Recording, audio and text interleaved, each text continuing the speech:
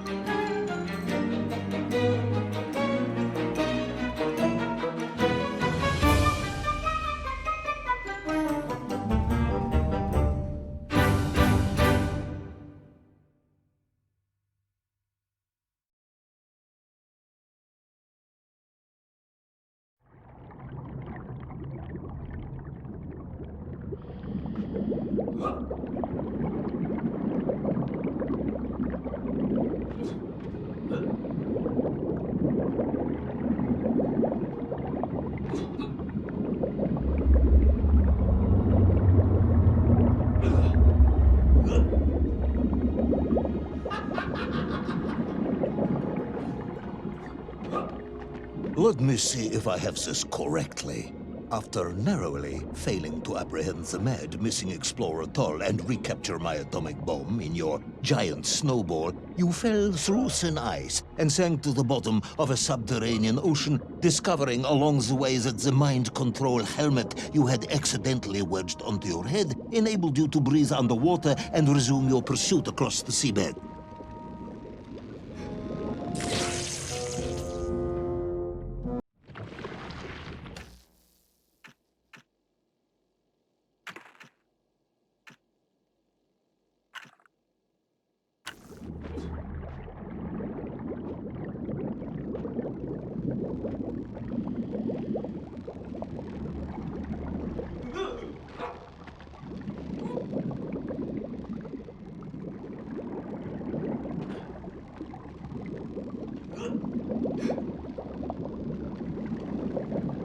General, you seem perplexed. Perplexed? Perplexed is that the keys to my house are not where I left them. Perplexed is the fact my dog will not eat cheese like other dogs. No, Ivan Ivanovich, I am not perplexed.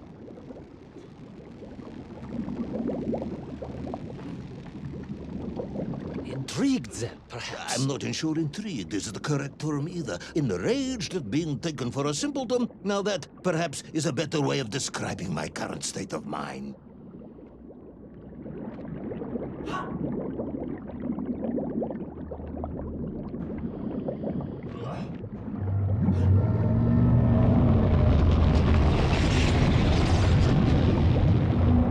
That is unfortunate, General. Once again, Comrade Privalov, I must correct you. Unfortunate is losing one's car in a snowstorm. Unfortunate is booking opera tickets on your wife's birthday and getting the date wrong. Oh, was she furious?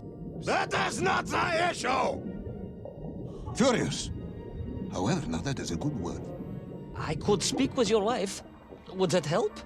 I could always have a word with her if you like. I could always have you shot. Oh, you could, but I suspect she would appreciate the gesture less.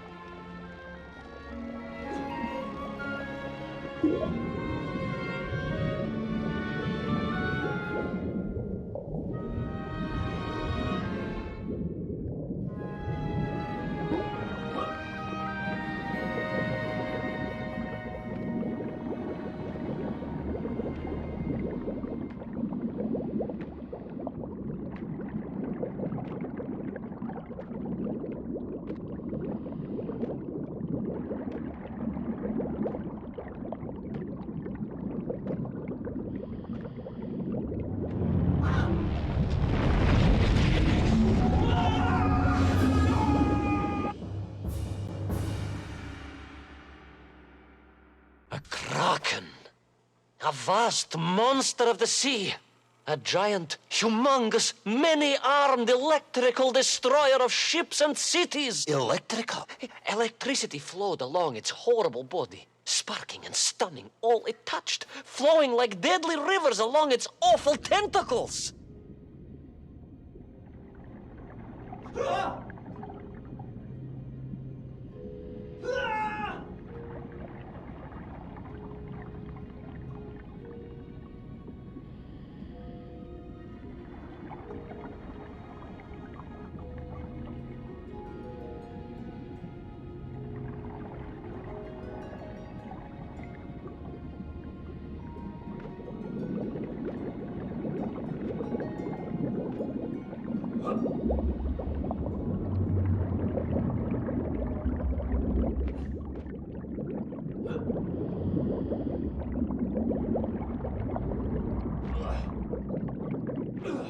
A sobering discovery. Are you suggesting that the vessel simply wandered off course and sank here? That seems unlikely even by your standards. No, General, I only wish that were true. The mighty ship showed terrible scars, signs of having been grappled and torn asunder by some huge and terrible adversary. It is indeed strange and curious. I am troubled by this discovery. Might you almost be perplexed, perhaps? Don't push your luck.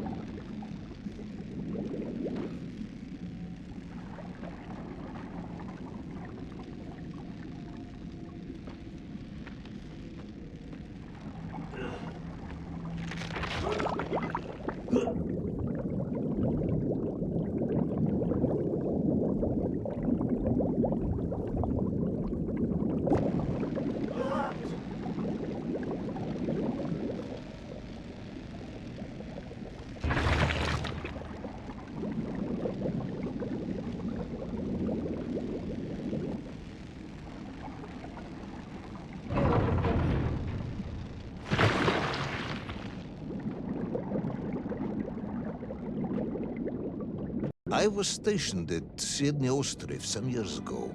I am only too aware of how easy it is for the imagination to create monsters when one is exposed to lonely and dark places. My men required constant monitoring. Much like my cousin Pavel.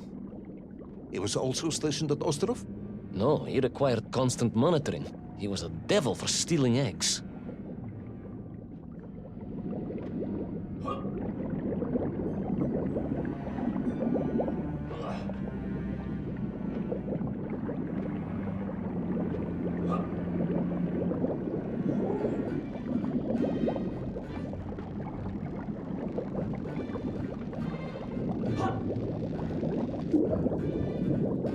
I was referring to the fear that something is lurking in the darkness. Something strange, brutish, and ill-intentioned.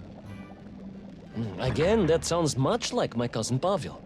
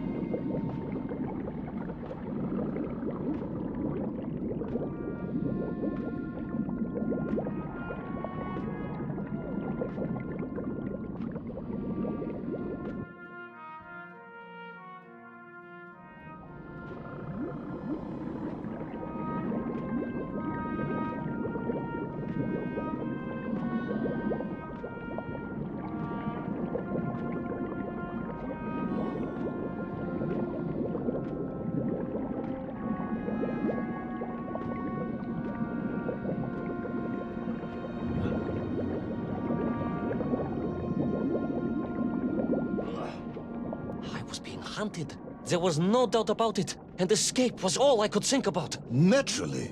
That and duty. Duty? Yes, General. After all, I had a bomb to recover from that villain Toll. How clever of you to remember that.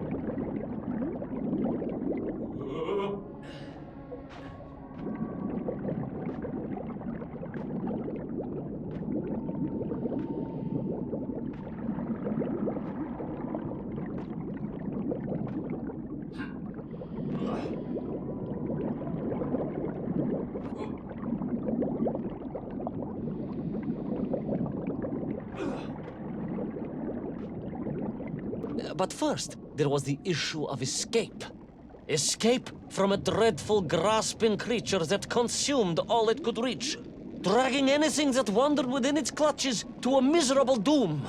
A hoarder of useless trophies and stolen goods. Once again, Tavarish, I suspect you are pursuing a somewhat tortuous metaphor for capitalism, in the misguided hope of appealing.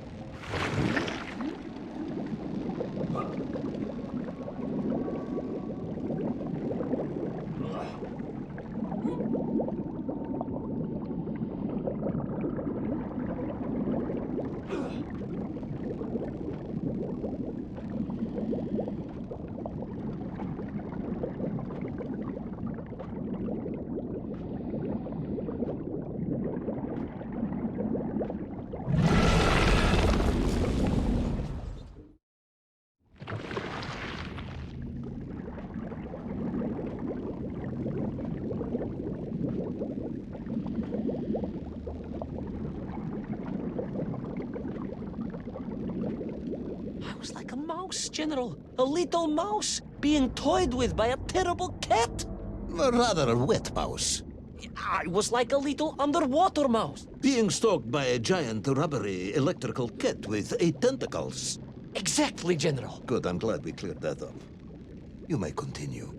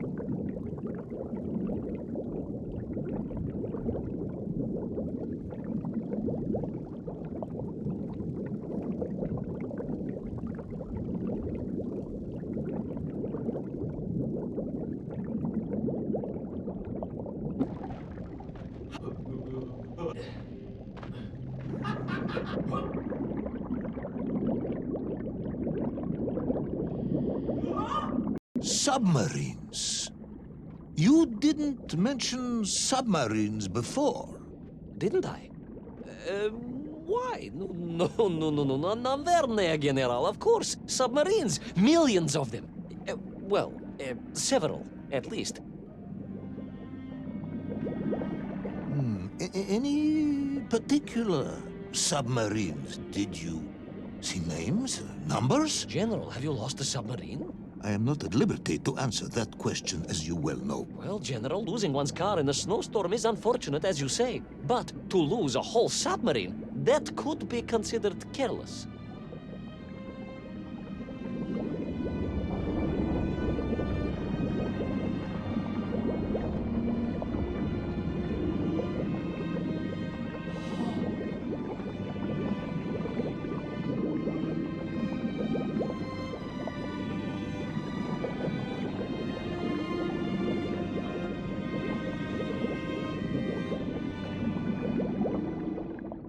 And you are certain it was p2of2? Well, that was painted on the hull, so I can only assume so. I think I know where this dismal story is going next. You somehow miraculously brought the remaining closed cycle engine online, flooded the torpedo tubes, dispatched the Kraken with one shot, and triumphantly surfaced. No, General. That is not what happened at all. I did indeed make my way to the torpedo tubes, but for a very different purpose. After all, history has taught us that atomic power is not to be toyed with. Much like tired, impatient generals, perhaps. Particularly the perplexed ones. Indeed, General. Or like dogs that will eat no cheese.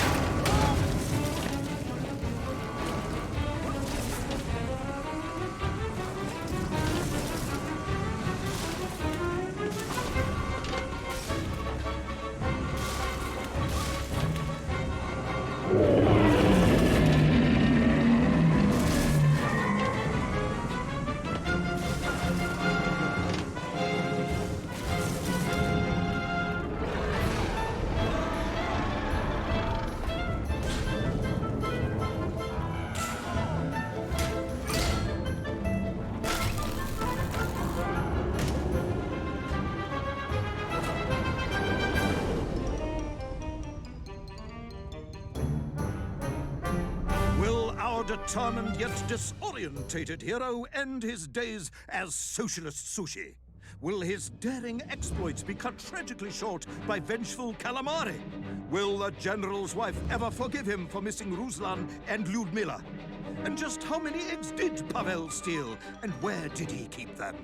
All of these questions and more may or may not be answered in the next exciting episode of Little Orpheus!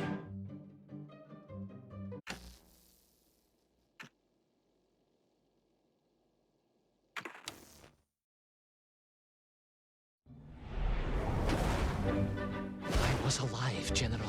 Somehow, miraculously, I was alive. Some twist of fate, some hand of destiny, but I was alive. Strange as this new world was, I knew Toll must have come this way, and it was my task to find him. And it happened like this.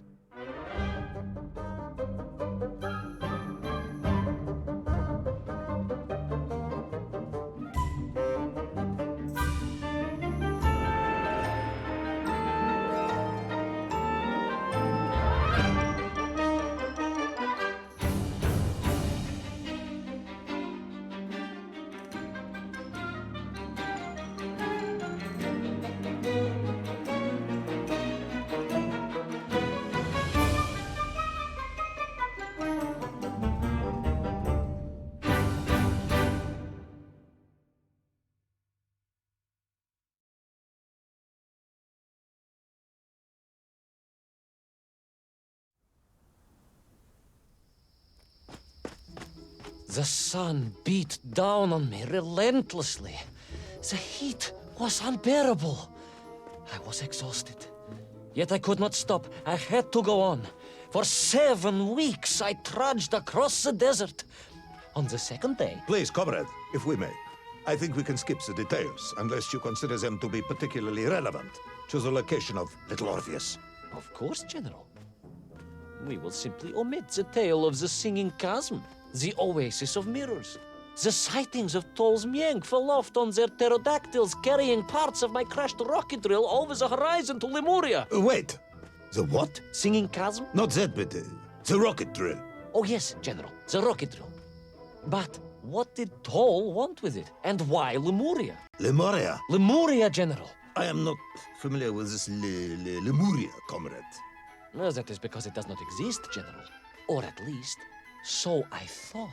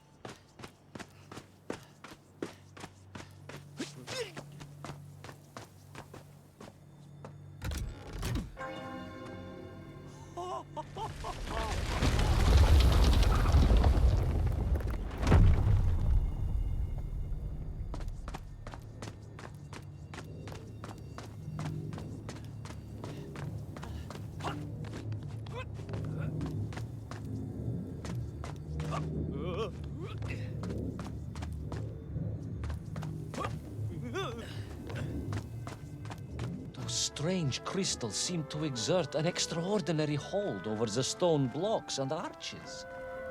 When they hummed, the whole city remade itself. Where they were missing, clearly looted by some villainous thief, the city was fallen to ruin. It was like a vast musical instrument, vandalized, and yet still attempting to toot.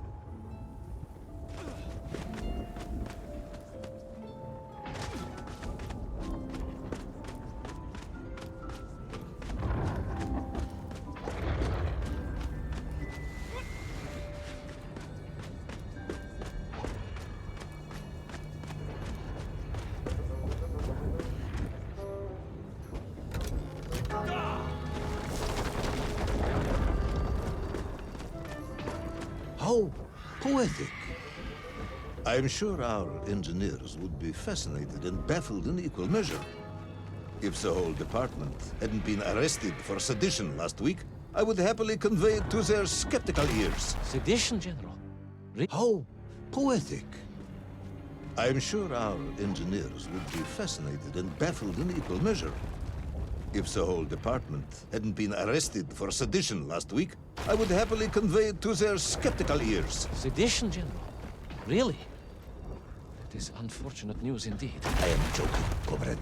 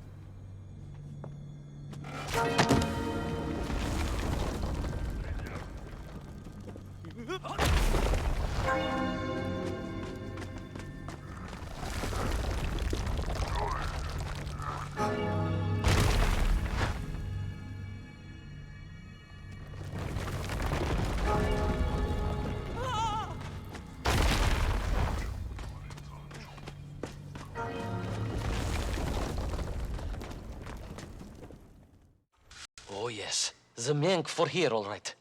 Which meant whatever dastardly scheme Toll had, it was to be enacted on these burning sands. And you will explain this in due course, I imagine. Eminently, General. What you need to know first is this.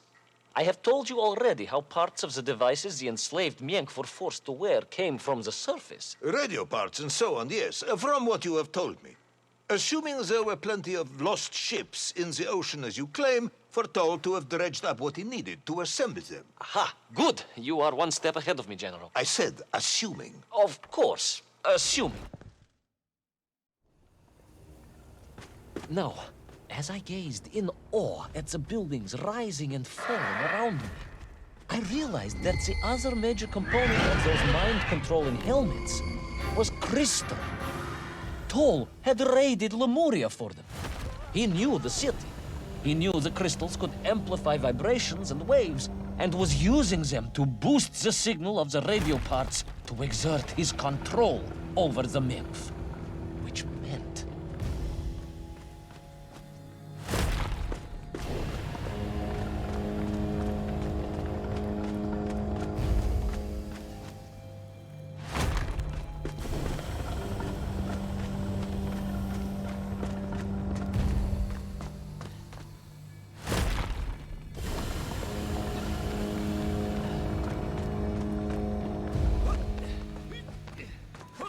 Yes? Imagine, General, what such amplification could achieve when fused to the finest atomic science our great Soviet civilization has produced. Wait. I do not understand. You said Toll was planning on using the bomb to shatter the Earth's crust to return to the surface. A tragic mistake, General. I had not recognized the extent of his mad ambitions.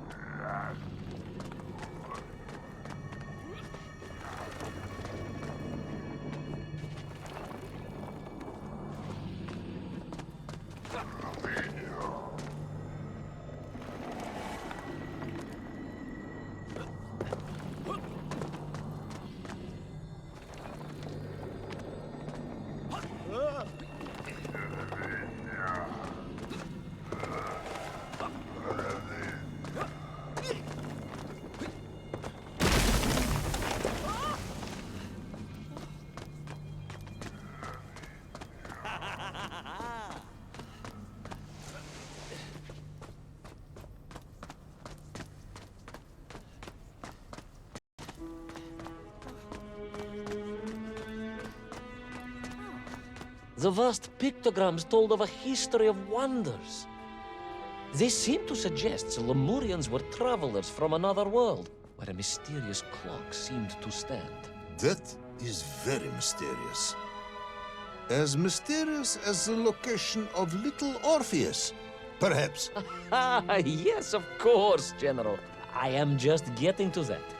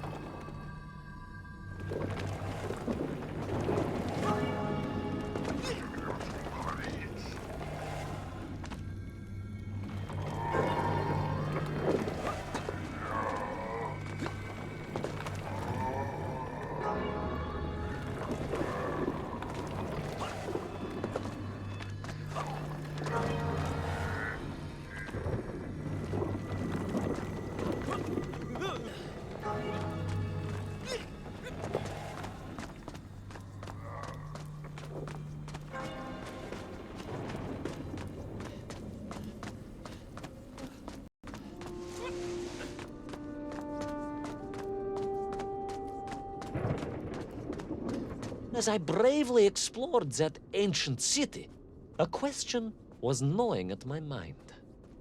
What did it mean that the Lemurians had foreseen the coming of Tol? And who was the man from above that was celebrated as the savior of the Mengf? It was almost as if they could read the future in their crystals.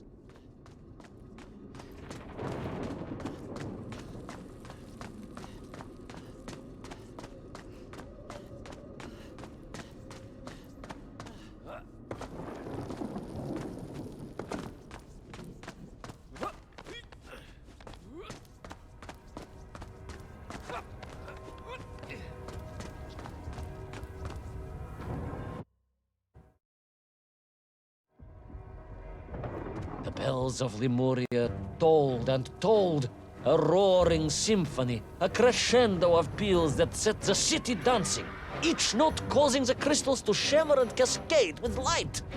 But the sandstorm was no natural phenomenon, and the bells did not ring for celebration. Something was very wrong here. Aside from the pterodactyls and the Mengf and the dancing stones and the ancient magical prophecies and the crystals and now the giant bells, you mean? If you don't want me to continue, General, then I can easily just quietly go home. Don't think Chepucho will get you out of this one, comrade.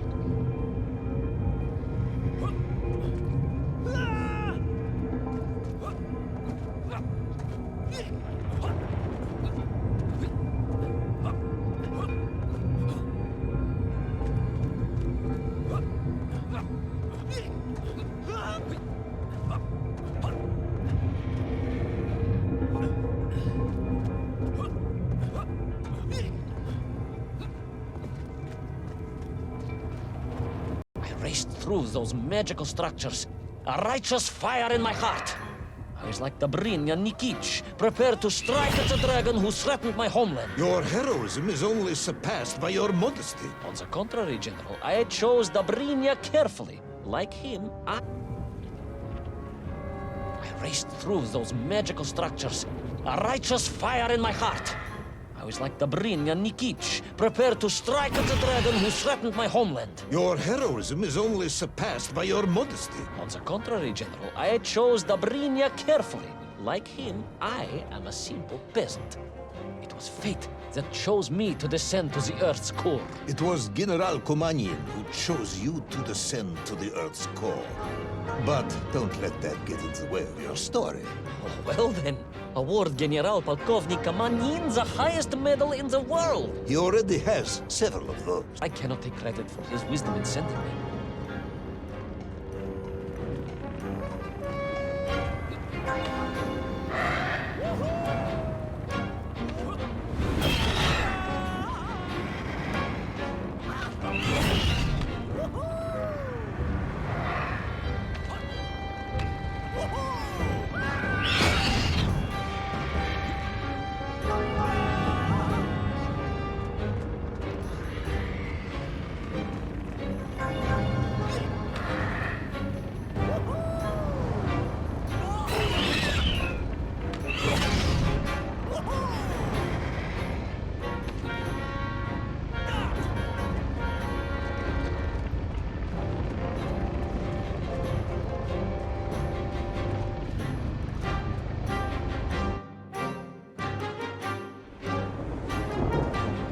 Was once a rocket drill ship, built to burrow into the Earth, was now a mighty vessel, repurposed to blast off into the skies.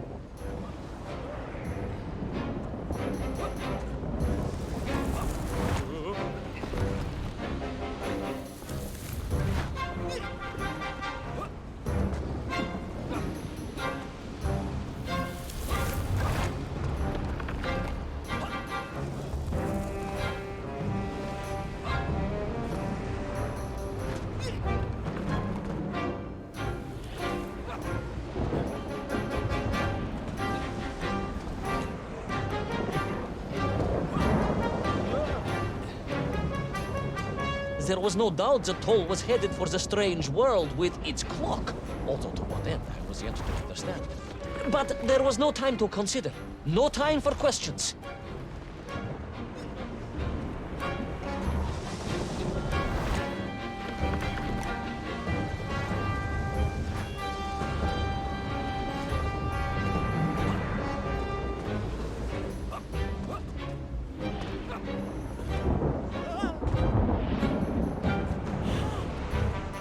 Toll was on the rocket.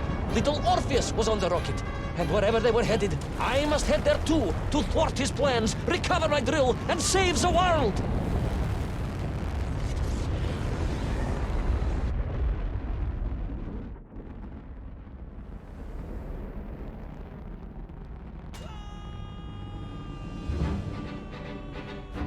Will our enthusiastic yet disorientated hero be burnt to a cinder by the rocket's engines?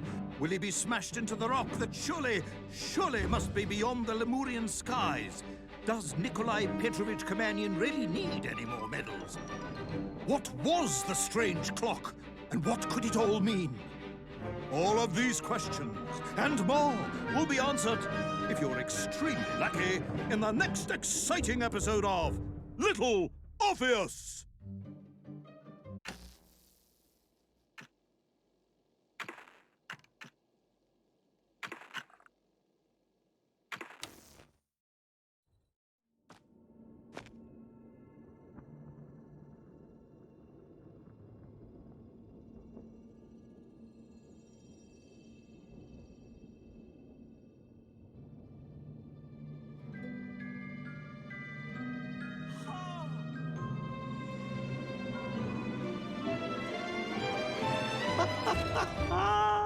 Laika! Are you stark raving mad?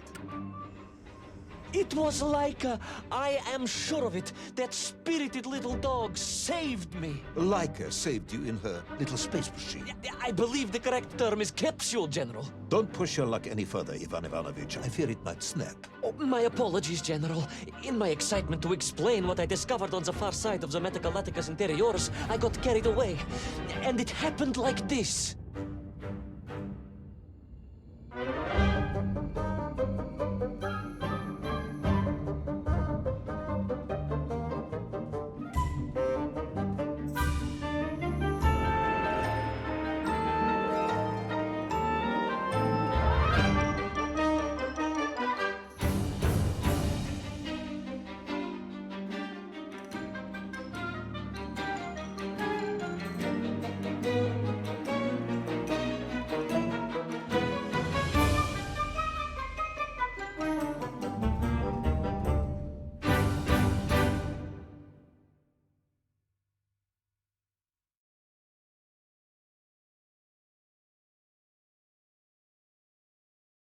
A rocky moon.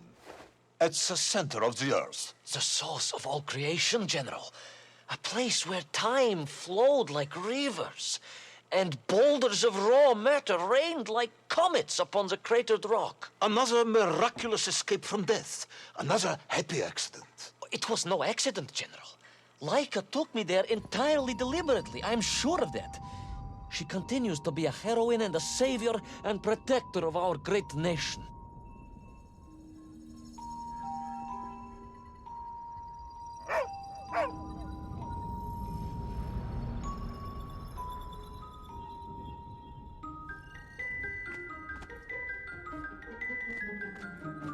Laika died in orbit. No, General, she did not. She's very much alive and happy, and currently living several miles below our feet. Laika is dead, Ivan. She most certainly is not, General. This is the real world, Tavarish. A world where you did not go to the center of the Earth, and Laika died in orbit. In my world, General, Laika is still alive. A better world, some may argue. Very well. I will live in your world for a while longer, but time is running out. Ah, yes, time, General. I was just coming to that.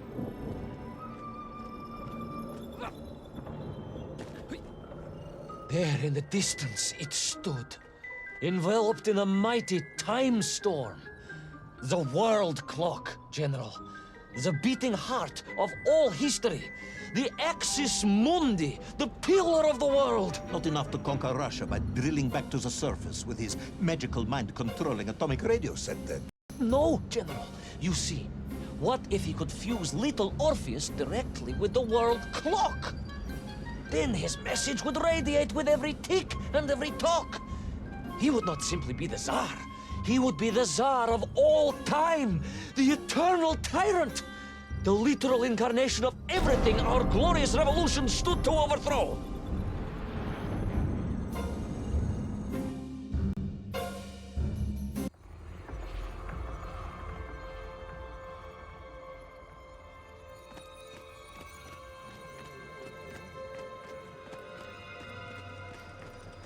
Sonikiv! Uncanny, General. But it was somehow different. I felt no cold. The waves were motionless. Indeed, it was as if I had stepped free of those rivers of time and stood on entirely motionless ground. And there in the distance... What? Debris from Tsarya and tall slave mines had washed up here, almost as if I were meant to find it. And there, amongst it, the winking of steel led me to a blasting cap, and a plan began to form.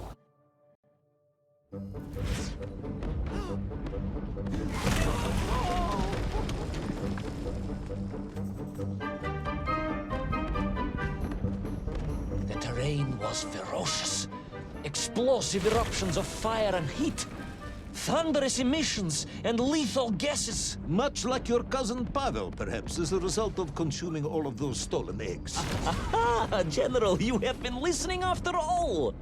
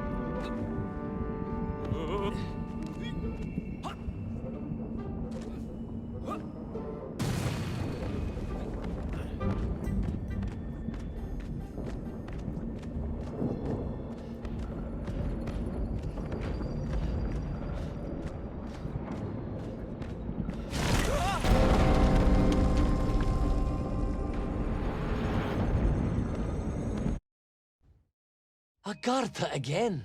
But why? You are stalling, comrade. The clock is ticking. Tick-tock, tick-tock! Of course! In a flash of inspiration, I understood.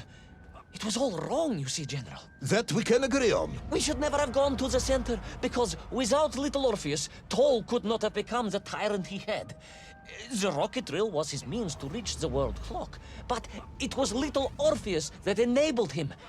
And the time itself, the world clock itself, was determined to make matters right. With a little help from you, of course. Merely a simple pawn in a game played upon a cosmic scale, General. But a pawn who understood that he was being given a second chance to grab a chunk of the explosive resin that wondrous city was built upon.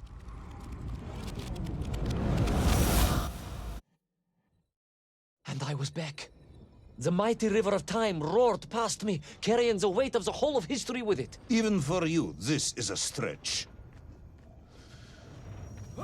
Our time is almost up. I have to submit my report within the hour. Time, General. Time was nearly up indeed. That ancient and magical river that carried me along was surely moving inevitably towards some kind of end.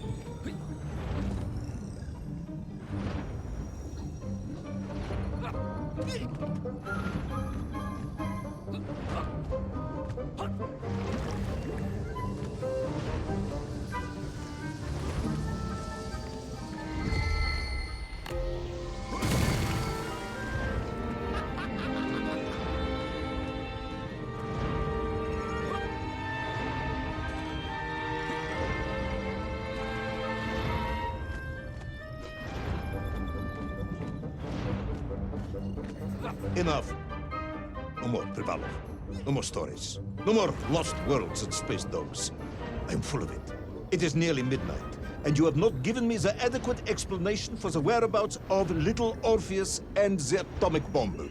But, General, I am about to tell you what happened when I finally caught up with the villain Toll.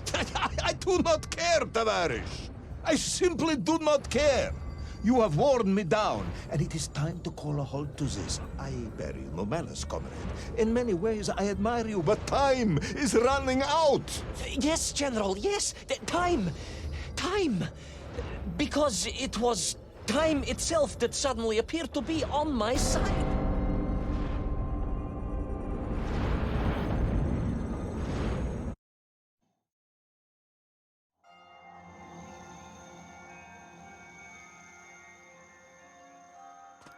Perhaps the world clock was so impressed with your egg-wearing antics, it decided to return you to Plutonia for a second attempt. I would strongly suggest you cut to the chase. The chase, yes. The pursuit of Toll and little Orpheus.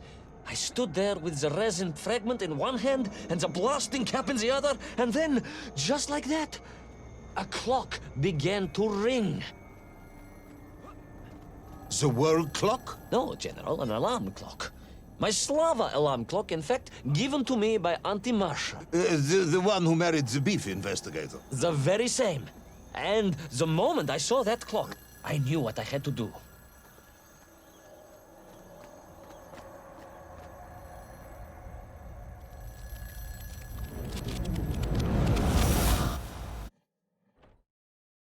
Yes, I'm waiting. A bomb, General. A bomb to destroy a bomb. So, you decided to build a bomb, eh? A bomb to destroy little Orpheus. It was a simple plan, really, General. Yes, you are very fond of your simple plans.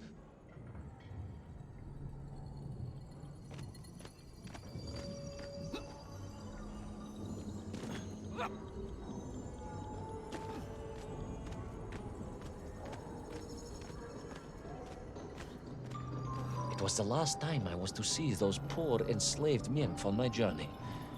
as they scurried in agitation around the base of the rocket drill, now a dreadful weapon of war in the hands of a madman, I was reminded of my mother. Your mother looked like a nymph?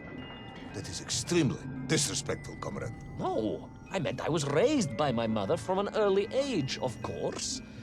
My childhood memories of my father were all too brief. You are rambling, Comrade Privalov. Time is running out. Diani Rezinovi.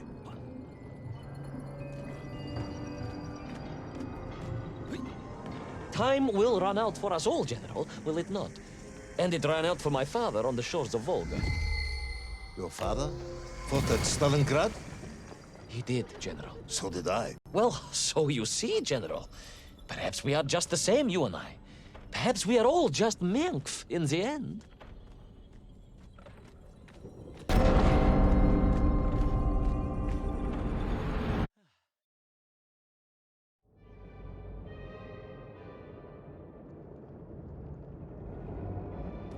What possible use in the construction of a bomb could be found in the belly of a giant whale? Were you perhaps planning on using a worm as a fuse? That would be ridiculous, General. I would hate to undermine your otherwise entirely plausible account. You forget, General. The belly of the beast was full of shipwrecks. And on one of them, I was bound to find what I was looking for. Fuse wire. Comrade, yes, you'd forgotten all about the fuse until I reminded you, hadn't you? General, your cynicism is unbecoming to a man of your rank and stature.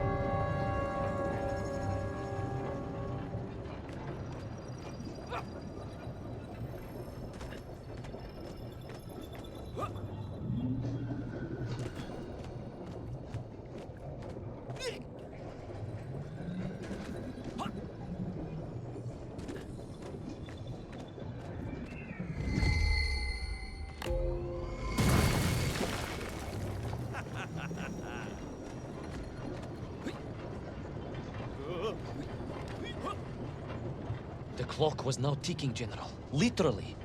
I was surrounded by time, immersed in it, floating along a river of it on a raft made of history, seeking the next moment of opportunity to hurtle backwards amongst those lost worlds. I am a patient man, Tavarish. I lost 3 toes in the winter outside Sharkovskaya in 42. A drunken dentist removed 2 frostbitten toes and 1 perfectly healthy one. You may therefore consider me a man blessed with an uncommon level of endurance for discomfort. I hate visiting the dentist. My uncle Vanya was a dentist, and he was a deeply strange man, notwithstanding the love he felt for his pigs. Is what? He was a pig dentist, General. He always claimed that the human mouth presented an insufficient challenge. Let me challenge you, comrade. You will tell me what happened to little Orpheus. My patience is exhausted. I am done. But we are...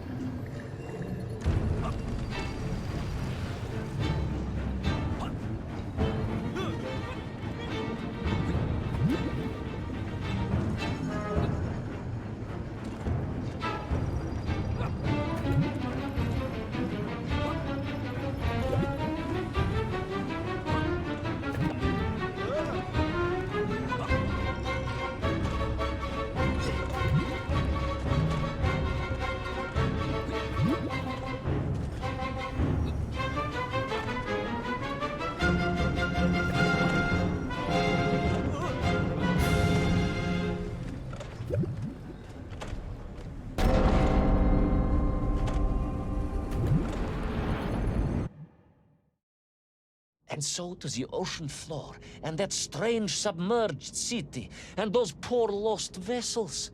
To find a shell case to hold all of my scavenged ingredients, the last piece I needed to construct my bomb. Ah, yes, I have been waiting for this. General? Time, Ivan Ivanovich. Whilst you have rambled on and on about it, I have simply bided mine. I am a patient man, as I have said.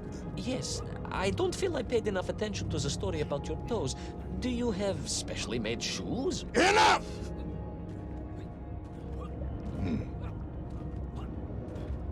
Now I have your full attention. Indulge me, Tavarish. Explain to me how you made this bomb. General? Your bomb, comrade, that you so brilliantly constructed to destroy little Orpheus. Tell me how you made it. Well, In detail. The type of detail that should present no problem to a man who is actually capable of building a bomb, which I suspect would be an entirely different man to one who cheated on his entrance exams for the cosmonaut program.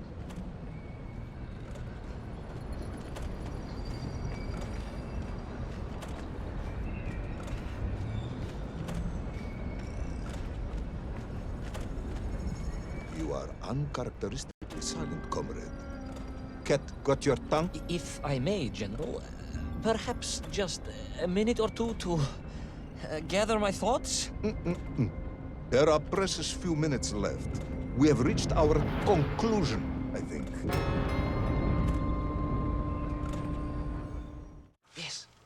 Yes, we have, General.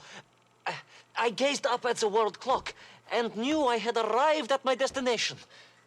Whatever lay inside would see my journey end one way or another. But I had no idea of the marvels that awaited me. And The bomb, Ivan Ivanovich! Tell me how you built the bomb! it was a wonderful sight. The world... It is 2 minutes to midnight, Ivan. It is time to end this story.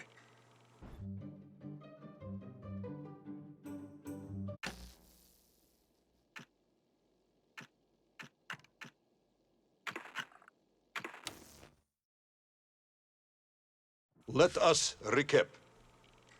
3 years ago, you were sent to the center of the Earth as part of a top-secret mission to ensure the delivery of little Orpheus, an atomic-powered capsule.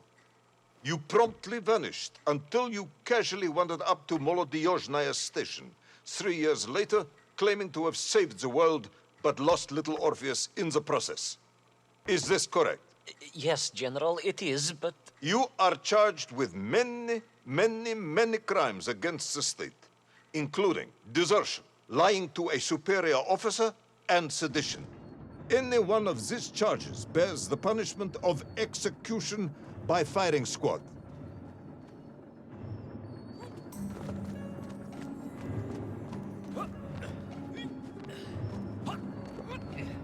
General, you must be reasonable. I did my best. It's all true, I swear. I swear upon the lives of my family. Oh, do you?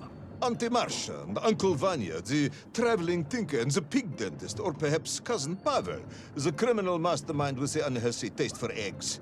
How stupid do you think I am, Comrade Devalov?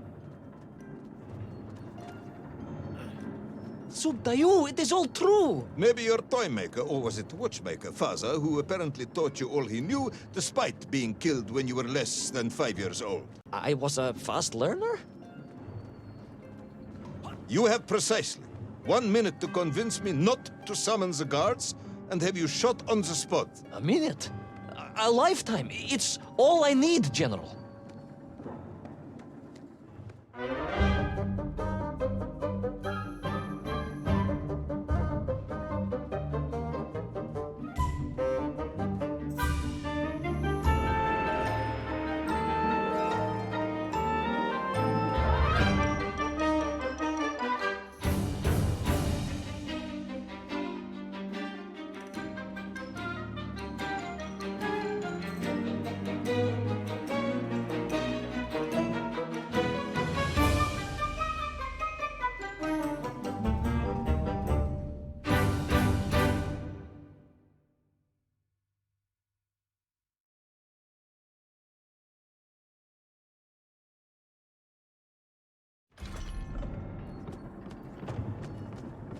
was astounded. My father, I told you, I think I told you, he was a toy maker, and he often played with clockwork parts. Tavarish. But this made all those childhood wonders pale into insignificance. And it was fortunate indeed that my uncle... Vanya, the big dentist? No, my other uncle, Sasha, had taken me mountaineering in the Urals during my childhood, for it was only by scaling these giant mechanical parts that I would reach little Orpheus. Yes, I had been thinking that it seems awfully convenient that you were such an accomplished climber. I don't, however, recall any mention of this Uncle Sasha in your file. He was a very private He was man. a very unlikely man. That was Uncle Sasha's blessing and his curse.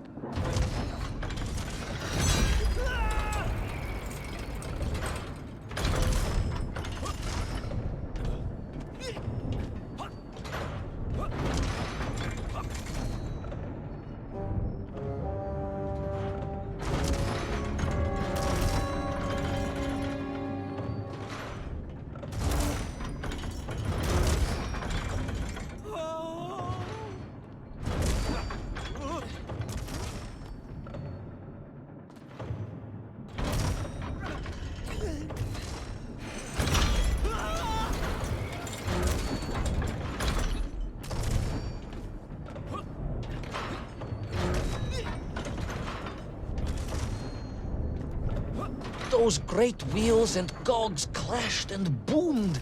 The vast hands of all time crunching forever and ever around. Ivan Ivanovich. Pendulums and springs and great big wheels and tiny little wheels. Tavarish Privalov, stop! Though at least the Myenk were not here, especially as they seemed to infest the world below the surface. Myenk everywhere.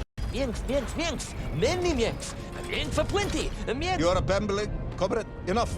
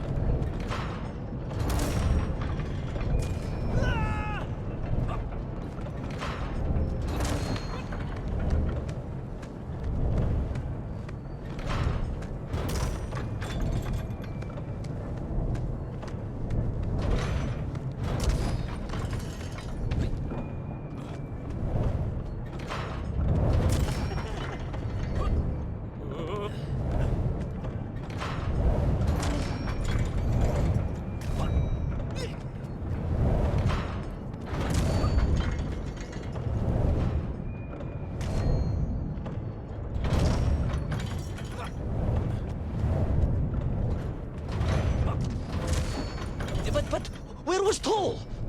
Aha! High above. On the clock face, perhaps. with his radios and his crystals. Oh, if I could just reach him, I could use the bomb. But where was Toll? Aha! High above, on the clock face, perhaps, with his radios and his crystals. Oh, if I could just reach him, I could use the bomb. There is no bomb. You have no idea how to make a bomb. You have no idea about how to do anything one might actually expect of a cosmonaut. It's the bomb? Ivan Ivanovich! General? Time is up.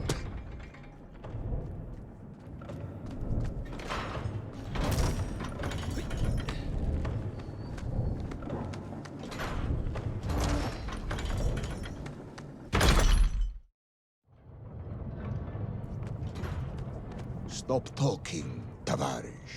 You don't know what happens next. It is obvious. You've done very well. I applaud you for your efforts and your story. It is a wonderful tale, Comrade Privalov. I have enjoyed it immensely. But every story needs an ending. And it is clear yours does not have one. I just need more time. I think that even if I gave you all the time in the world, it would not be enough. No, General. I can do this. That is, I remember what happens next. I just need to catch my breath and compose myself. We both know how this story ends, comrade. But little Orpheus, you haven't heard what happened. We will find out soon enough. You will be executed, and another expedition will be sent. No, you cannot. You cannot. We must never go back. You don't understand.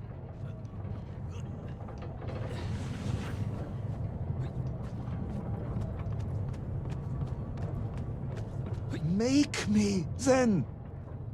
Make me understand. I am a kind man, although you may not believe this. I do not want to have you shot. So help me. Make me understand. Tell me what happened to little Orpheus.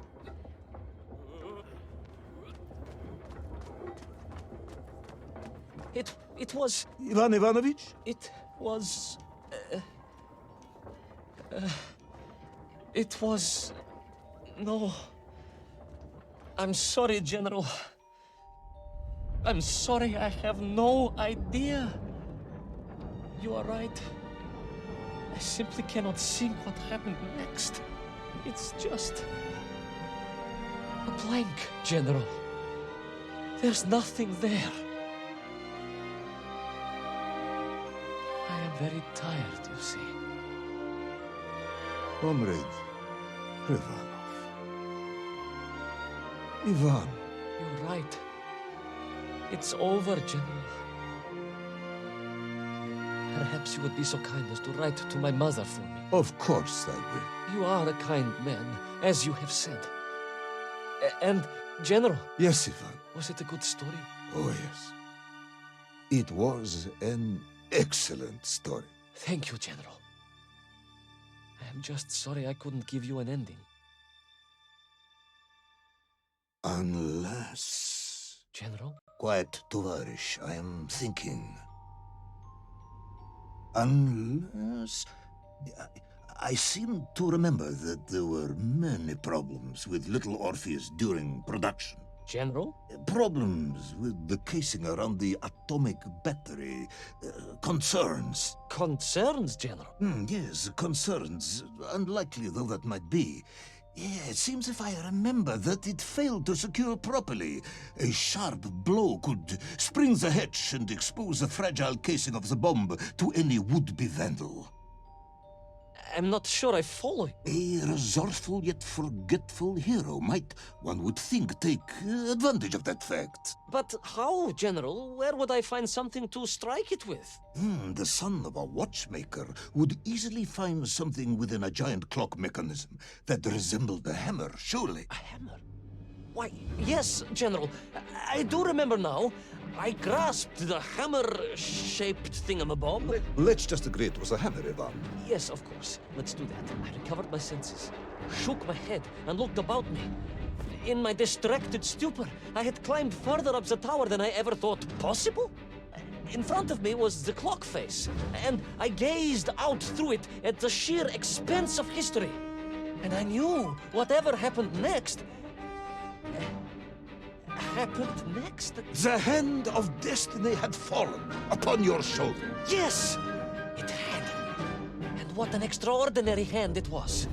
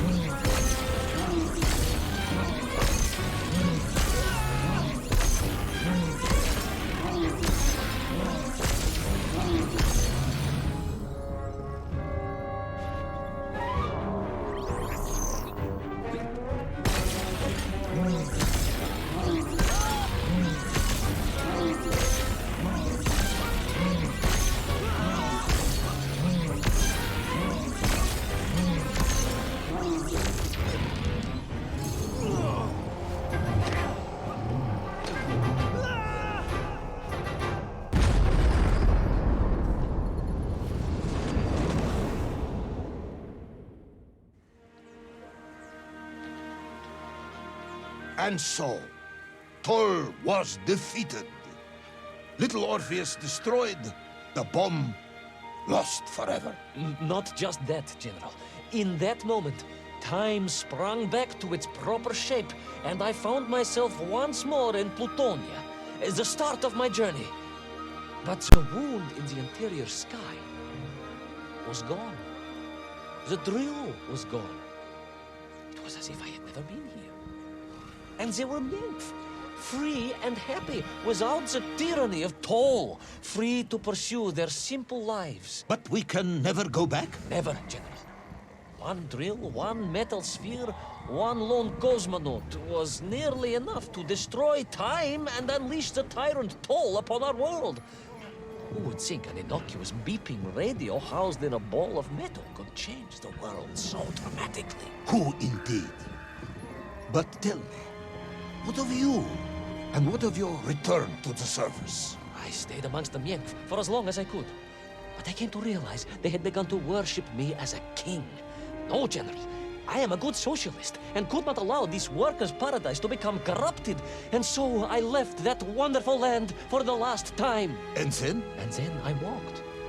For 2 years I wandered, always looking for a way home, through lands and worlds almost beyond imagination. Until one day, I emerged, blinking into sunlight, and realized I was home. Until one day I emerged, just like that? You just found your way back to the surface? Well, General, it was a little more complicated than that. There were great obstacles to overcome and terrible challenges to face and incredible lands to explore. Enough, Ivan. Little Orpheus is lost forever. The interior is sealed. You have returned with a story of socialism, triumphing over incredible odds. It is, as I said, enough for one night. Enough for my report, at least. General, if I may... Comrade Ivan Ivanovich Privalov, you are found guilty of all charges brought against you and sentenced to execution by firing squad. However, having listened to your story, I believe you are quite mad. In other words, I find your madness guilty, not you.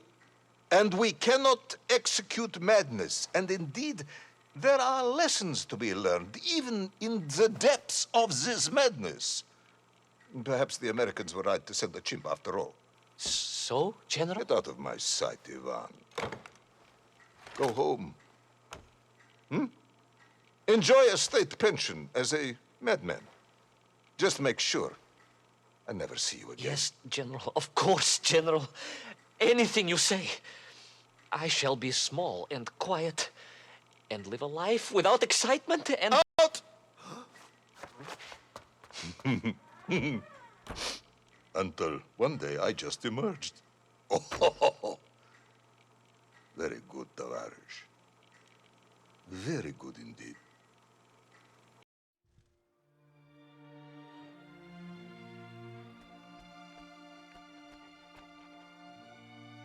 Laika.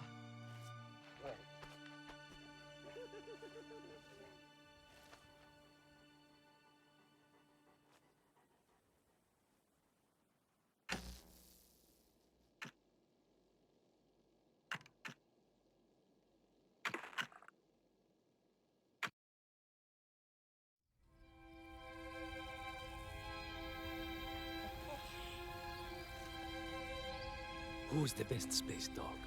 Oh, где моя хорошая, хорошенькая моя, ты просто космическая. Eh? Who's the best hairy cosmonaut? It is indeed a lovely sunset, and it reminds me of the skies of Peru. I didn't? I never told you about the wonderful Sky City? Well, it was an extraordinary place, but one filled with dangers. Well, it might have been simple for you to cross it, but you were in a space capsule. I had to rely on my own 2 feet, my noshki. Feet which, I might add, had just crossed the interior, beaten the villain Toll, and helped inspire the Myank to a workers' revolution.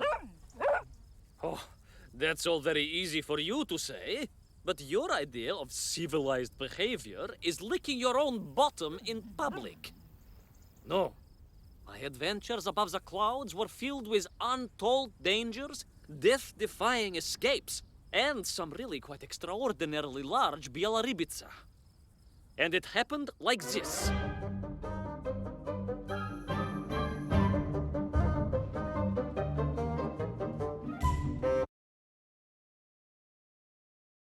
Weeks had passed since I left Plutonia, and one evening, exhausted, I simply fell asleep at the foot of a strange windmill. And when I awoke...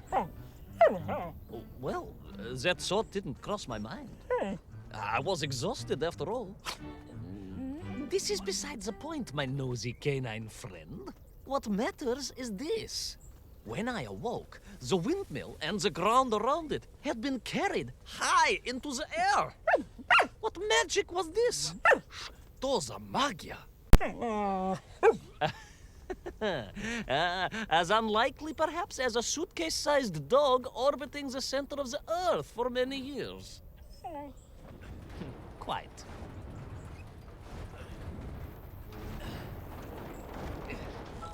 Quick as a flash, Kakmonia, my training leapt into play, and I began to paddle the strange contraption through the clouds in search of answers. It is entirely possible that a miller who owns a windmill capable of levitating high into the air may also own a flying machine. Oh, now you're just being silly. May I continue my recounting of how I sailed over the sky gardens towards the mystical city of Peru? Oh, I must, my moju shatidrug. I must.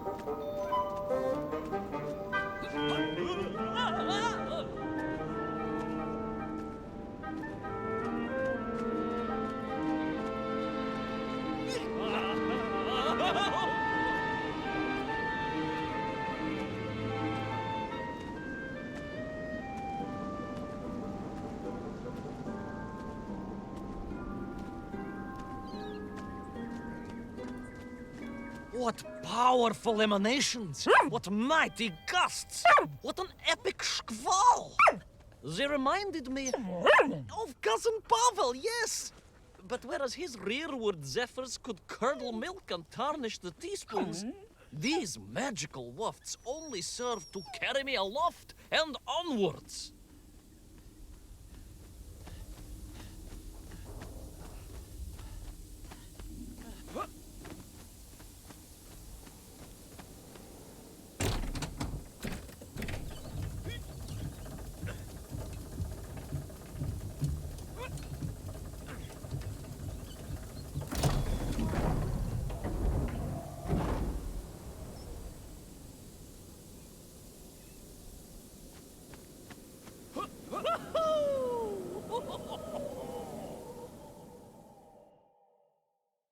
But something was afoot in the gardens of Perun. This horrid muck staining the surfaces and making my nose curl.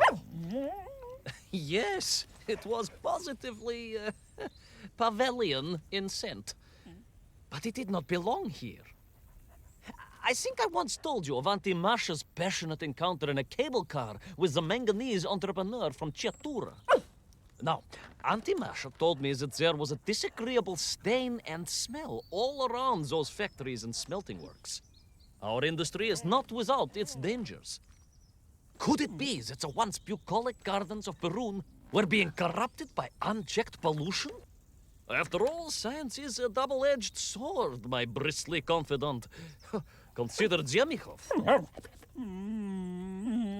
Of course. I apologize. Proшу прощения. Two-headed dogs is perhaps a rather insensitive analogy, but not without justification in this instance. I have seen the blemished lands around Norilsk, but I could not believe that I would find such pollution here. But this was nothing to the true horror of what was shortly to unfold.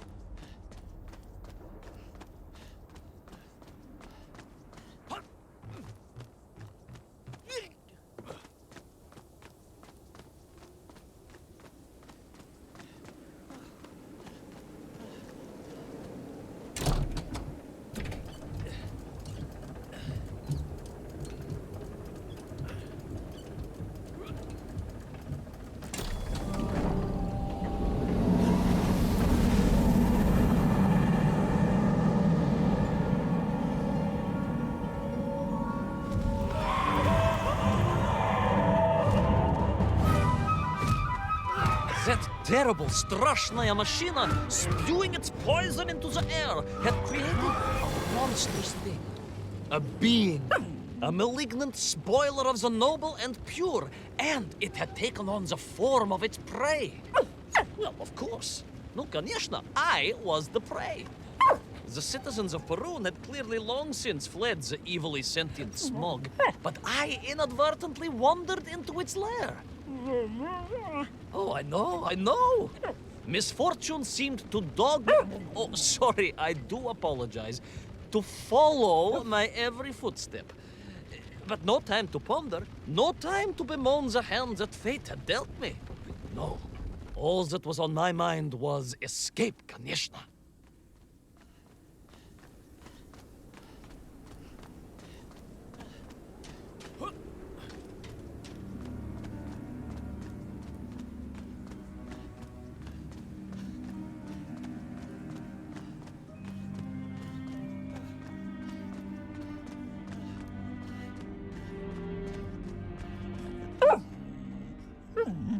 Yes, it was most interesting.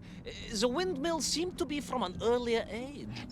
Perhaps this was a devastating warning of the destructive power of unfettered industrialization. I most certainly had not forgotten about the windmills. I did not get carried away. You are missing the point. Perhaps because you are only a small dog. Oh, a brilliant, brave, spacefaring dog, of course, but a small Sabashka nonetheless. If you perhaps listened more and interrupted less, I am just getting to the explanation of the windmills.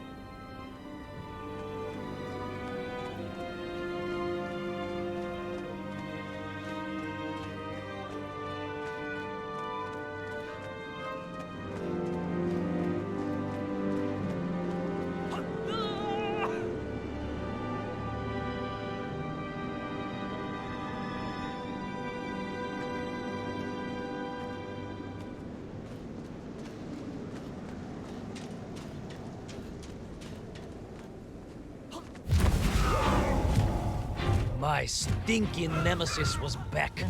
But more interesting was the change in the city. The windmills were...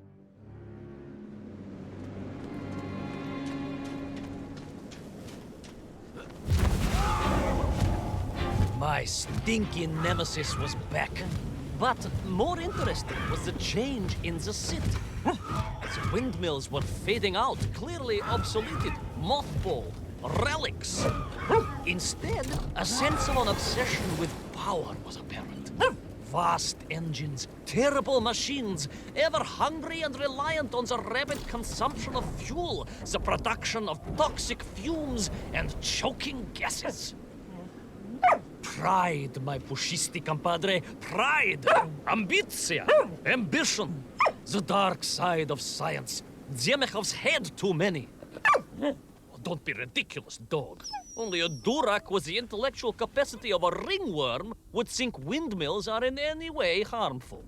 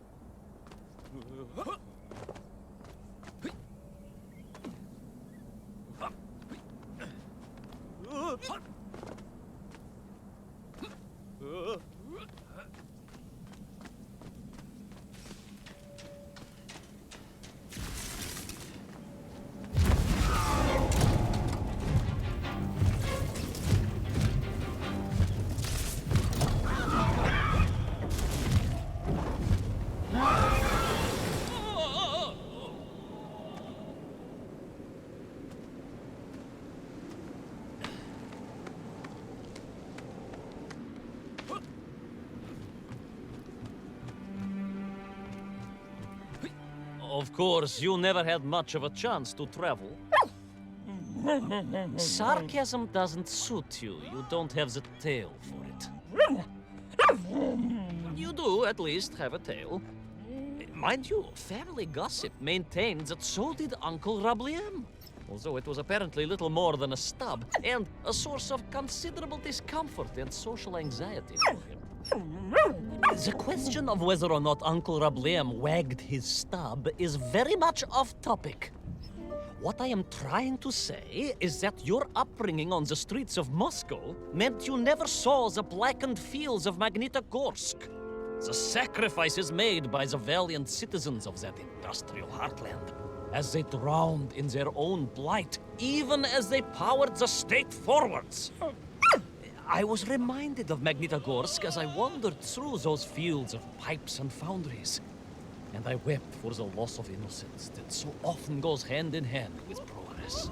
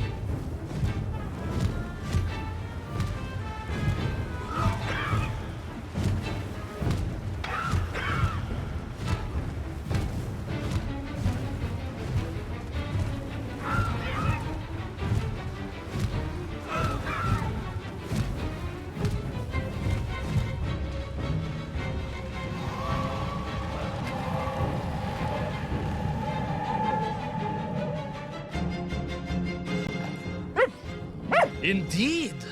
I just evaded the slimy, oily grasp of that man-made Vadzinoi, his petroleum stink clogging my nostrils and making my head thump. And I felt a great stirring within me. Yes, much like I assume Cousin Pavel. May he never get loose again. But no, quite different. This was no volcanic upbubbling of gastric malintent. No, it was the roaring fires of justice once more ignited within me. I felt a swell of patriotic fervor and knew the hand of destiny had fallen on me once more. Yes, what a hand it was! I could not see this great wonder sink into an abyss of poison and bile.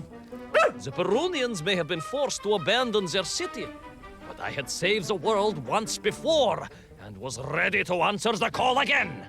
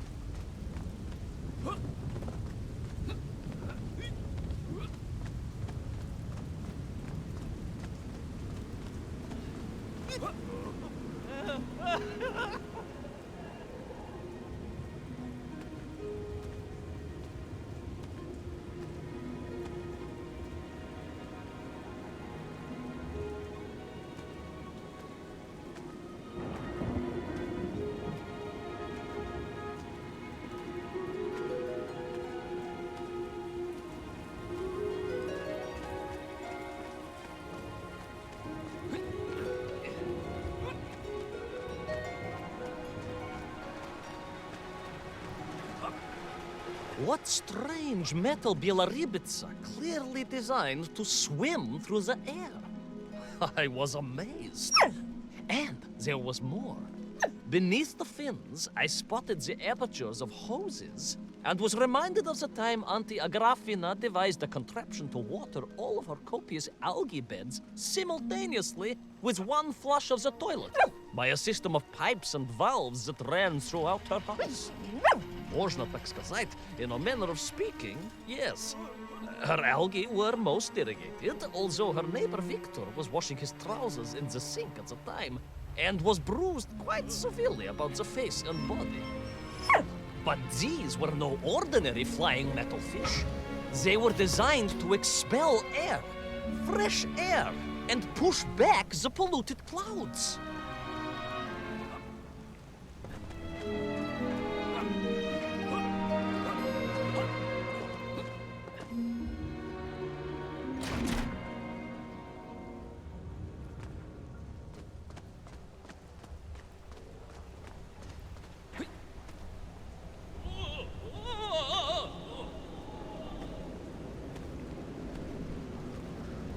There is, of course, a fine tradition of looking to nature to solve problems of a scientific or military persuasion. Yes, as you well know. My nephew, Sergei... Yes, the very same. Poor lad with his dermatological eruptions. Well, Sergei was stationed recently at Kazachya Bukhta, where dolphins... dolphins? Were being trained as brilliant aquatic agents of socialism. Why not then be inspired by marine life? Why, there is a fish, I have heard, that can shoot jets of water from beneath the surface to knock its prey off little tiny twigs and into its mouth. If you were to tell the average mushroom sheriff that a dog would orbit the Earth, I suspect you would receive a similarly sneering response. No, that is because you are a small, hairy hound of uncertain parentage. I, on the other hand, am a cosmonaut, the product of many months of training, and I realized the answer to pollution was here all along. The Peronians, tragically, had simply never had time to finish their fleet. If only I could find a working, flying fish. If only. If only. Yes. If only.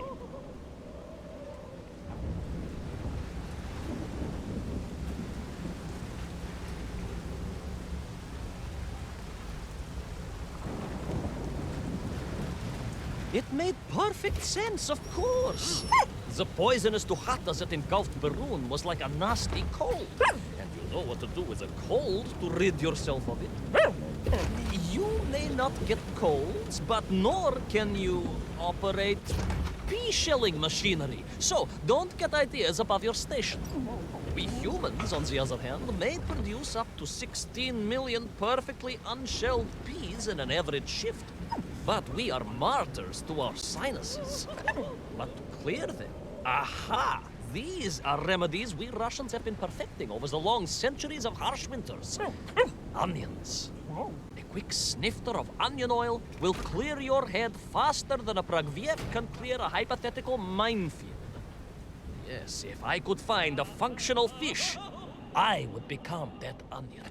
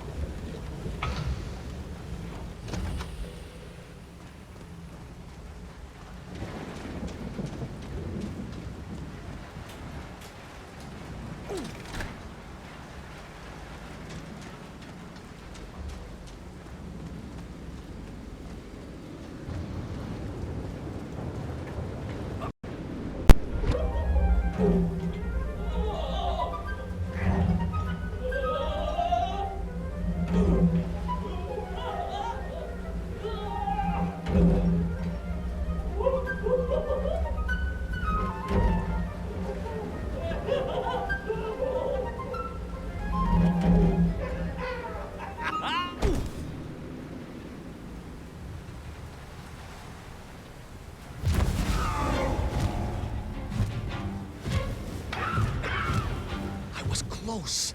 I could feel it. Yes, the working fish, the ribka.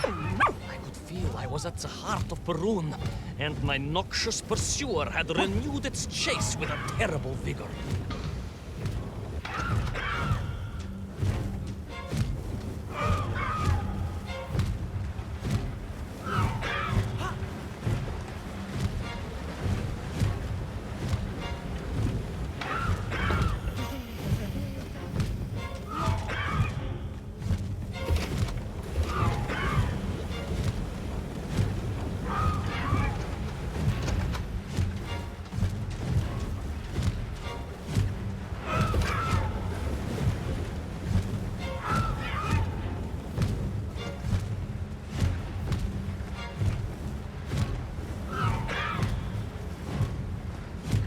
Not far now. I just had to keep going, keep pushing. It's almost as if you knew, Pavel. Uncanny. Double yet.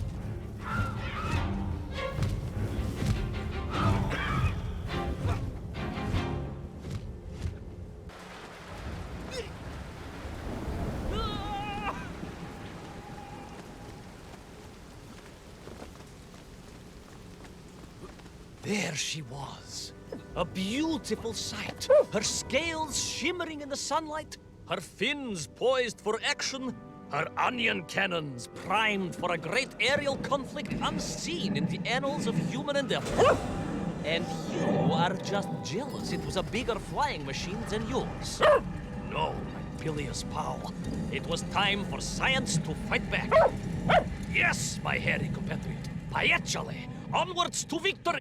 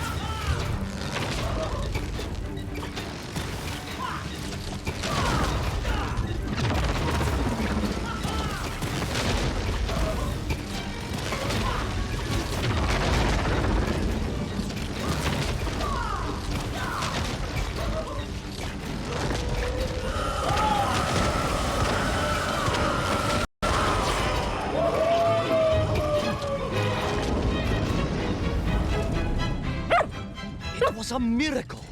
I found myself swooping through beautiful, clear skies, the strange interior sunlight gleaming on the sides of my fishy vessel. I heard birds clear their little throats and begin their wondrous gvalt, the wind gently humming on the fins. And then, all of a sudden, under it all, well, you see, in my hurry, it didn't even occur to me to check how much fuel was carried in the strange craft. With a horrible splutter, the engines choked and died. And suddenly we were plummeting downwards towards our doom. I did not. A simple mistake that many have made. Why, my Aunt Agrafina met her untimely demise being late for a fungal sculpting seminar and making exactly the same error. Only, unfortunately, it left her stranded in sub-zero temperatures just outside Pravachitsinsk. She wasn't found until 18 years after her own funeral, but was perfectly preserved. Remarkable, really. It is beside the point, yes. So, there I was. My fabulous ship had become a terrible prison. I was hurtling to my almost certain death. My triumph turned to tragedy. But then... well, you know what happened next. Even so, mooi magnati droog, that is a story for another time. A most extraordinary story, of course, filled with dangers and wonders, and canals, and invasions, and strange doorways to other worlds. But perhaps too long a story for now. Yes, indeed, my canine tavarish. Time for soup. Auntie Agrafina's famous borscht. Coming? You know, I think you really did have the happier time in Peru. The benefits of being a suitcase-sized dog in a little space machine, perhaps. Yes, the correct term is indeed capsule, as I told the general once. Why, a letter just the other week. He's thinking of retiring, he says. Yes, and moving to Bashkiria to nurture bees. Bees? Surprised me too. I thought if animal husbandry was to be his passion, it would be a large, manly animal like elk, or bears, or a caban. Perhaps the bees he is thinking of are particularly militaristic. Or stingy, yes. Did you want bread with your soup? In which case, there's half a tin of old beef you could also finish. Somewhat gray, but I'm sure it won't taste awful. Yes, my four-legged associate. Now, did I ever tell you the story of when Uncle Rablien got his stub ensnared in the seat of a wicker chair in the finest fish restaurant in the whole of Taliatsia?